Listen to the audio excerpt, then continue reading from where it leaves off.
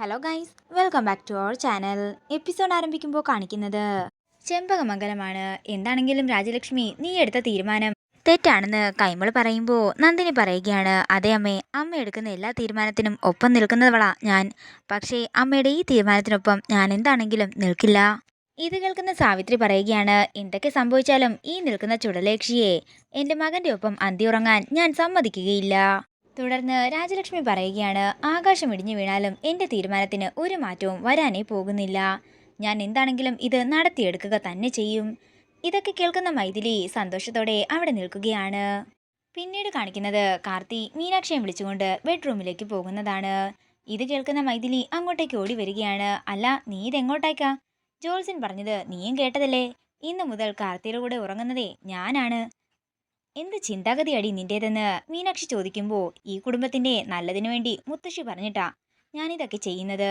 എഗ്രിമെന്റിൽ നിന്ന് പിന്മാറുന്നത് കൊണ്ട് എനിക്ക് ഒരു കുഴപ്പവുമില്ലെന്നും മൈഥിലി പറയുന്നു. എന്താ ഇവിടെ പ്രശ്നമെന്ന് ചോദിച്ചുകൊണ്ട് രാജലക്ഷ്മി അമ്മ അങ്ങോട്ടേക്ക് വരുമ്പോ മൈഥിലി പറയുകയാണ്, മുത്തശ്ശിയല്ലേ പറഞ്ഞത് എന്നോട് കാർത്തിയുടെ മുറിയിലേക്ക് പോകാൻ.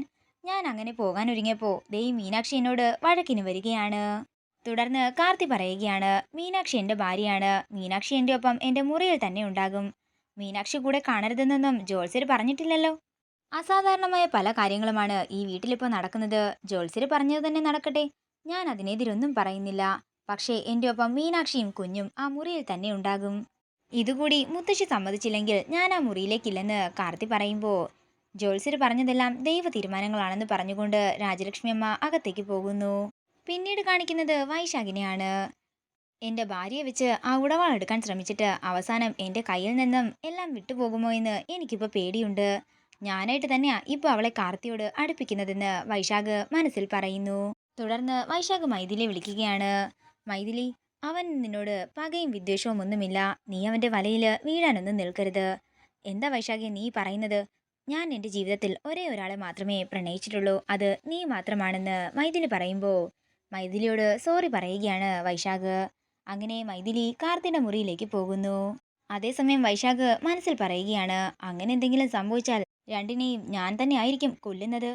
പിന്നീട് കാണിക്കുന്നത് മീനാക്ഷിയും കാർത്തിയും അകറ്റാൻ പറ്റിയതിന്റെ സന്തോഷത്തിൽ നിൽക്കുന്ന മൈഥിലിയാണ്. അതേസമയം മാലതി അങ്ങോട്ടേക്ക് ചെല്ലുകയാണ്. എന്താടി നീ നിന്ന് അയവിറക്കുന്നത്? ഞാനേ ആ മീനാക്ഷിയുടെ കാര്യമോർത്ത് വിഷമിക്കുകയായിരുന്നു. നീയെ മാറി നിന്നങ്ങ് കരയാൻ. മാലതി പറയുമ്പോൾ നിങ്ങളെന്താ ഇപ്പോ അവളുടെ പക്ഷം ചേർന്നോ എന്ന് മൈഥിലി ചോദിക്കുന്നു. എനിക്ക് ആകെ നില വിട്ട് നിൽക്കുകയാ. നീ എൻ്റെ അടുത്തുനിന്ന് മാറി നിന്നോ എന്ന് മാലതി പറയുമ്പോൾ ജഗദീഷ് അങ്ങോട്ടേക്ക് വരികയാണ്. വെടികൊണ്ട കാട്ടുപന്നിയെ പോലെ നിന്റെ ഭർത്താവ് ദേ വരുന്നുണ്ടെന്ന് മൈഥിലി പറയുമ്പോൾ മാലതി ടെൻഷനോടെ നിൽക്കുകയാണ്. അതേസമയം അകത്തേക്ക് വരുന്ന ജഗദീഷ് രാജലക്ഷ്മി അമ്മ എവിടെയെന്ന് ചോദിക്കുന്നു. അത് പിന്നെ ജഗദീഷേട്ടാ, നീ സമാധാന ചർച്ചയ്ക്കൊന്നും ശ്രമിക്കണ്ട. അമ്മ എവിടെയെന്നാ ഞാൻ നിന്നോട് ചോദിച്ചതെന്ന് ജഗദീഷ് പറയുന്നു. അതേസമയം അങ്ങോട്ടേക്ക് മീനാക്ഷി വരുമ്പോൾ ജഗദീഷ് ചോദിക്കുകയാണ്, എന്താ മീനാക്ഷി, ഞാൻ അറിഞ്ഞ കാര്യങ്ങളെല്ലാം സത്യമാണോ? ജനിച്ചിട്ട് ഇന്നേ വരെ എൻ്റെ അച്ഛനോടോ അമ്മയോടോ ധിക്കരിച്ച് ഒരു വാക്കുപോലും ഞാൻ പറഞ്ഞിട്ടില്ല. എന്നാലേ ഞാൻ ഇന്നത് പറഞ്ഞിരിക്കും. തുടർന്ന് രാജലക്ഷ്മി അങ്ങോട്ടേക്ക് വരികയാണ്. നീ എന്തൊക്കെ പറഞ്ഞാലും ശരി, എൻ്റെ തീരുമാനത്തിന് ഒരു മാറ്റവും വരാൻ പോകുന്നില്ലെന്ന് രാജലക്ഷ്മി അമ്മ പറയുമ്പോൾ, എന്നാൽ എൻ്റെ തീരുമാനത്തിനും മാറ്റമൊന്നും വരാൻ പോകുന്നില്ല. മാലതി, നീ പോയി ബാഗ് എടുത്തുകൊണ്ട് വാ. അത് ജഗദീഷേട്ടാ എങ്ങോട്ടേക്കാണെന്ന് മാലതി ചോദിക്കുമ്പോൾ, നീ ഇപ്പോ ഇവളുടെ കൂടെയാണല്ലോ എന്ന് പറഞ്ഞുകൊണ്ട് മാലതിയുടെ മുഖമടക്കി ഒന്ന് കൊടുക്കുകയാണ് ജഗദീഷ്. തുടർന്ന് മാലതി ബാഗ് എടുത്തുകൊണ്ട് വരുമ്പോൾ, ഞാൻ എന്തെങ്കിലും തെറ്റ് ചെയ്തിട്ടുണ്ടെങ്കിൽ പൊറുക്കണമെന്ന് പറഞ്ഞ് മാലതിയും കൊണ്ട് പടിയിറങ്ങുകയാണ് ജഗദീഷ്. അങ്ങനെ ജഗദീഷ് അവിടെ നിന്ന് ഇറങ്ങാനൊരുങ്ങുമ്പോൾ കൈമള് ജഗദീഷിനെ തടയുകയാണ്. മോനെ, രാജലക്ഷ്മി എന്തെങ്കിലും തീരുമാനമെടുത്താൽ അത് ഈ വീട്ടുകാർക്ക് വേണ്ടിയല്ലേ എന്നൊക്കെ കൈമള് പറയുമ്പോൾ, എന്നാൽ ഞാനൊരു കാര്യം ചെയ്യാം, ഞാൻ ഇന്നു മുതൽ ഔട്ട് ഹൗസിൽ താമസിക്കാം. അല്ലാതെ ഇവിടെ നിൽക്കാൻ എനിക്ക് വയ്യ. തുടർന്ന് മൈഥിലിയെ നോക്കിക്കൊണ്ട് ജഗദീഷ് പറയുകയാണ്, നിന്റെ പിന്നിലുള്ള ചെമ്പകമംഗലത്തിന്റെ ശത്രുക്കളെയൊക്കെ എനിക്ക് നന്നായി തന്നെ അറിയാം. ഒരു പുഴുവിനെ ജരിക്കുന്ന ലാഘവത്തോടെ എനിക്ക് നിന്നെ കൊല്ലാൻ അറിയാമേലാഞ്ഞിട്ടല്ല.